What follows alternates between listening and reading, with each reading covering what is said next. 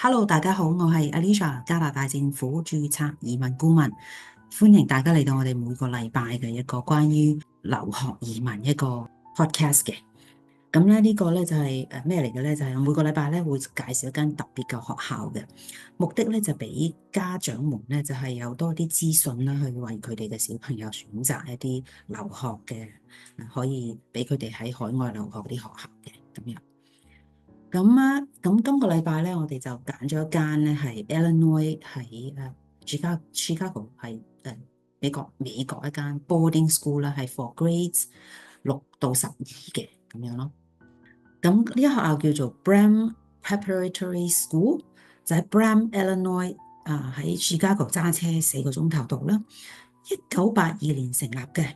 咁其他學校一樣啦，咁嗰個 founder 咧就個仔咧有啲 learning disabilities 嘅，去揾到學校，咁就自己喺屋企同幾個學生教啦，咁繼而咧發展到而家個學校咧有90個學生啦，咁樣嗰個 student to teacher ratio 咧係5:1嘅。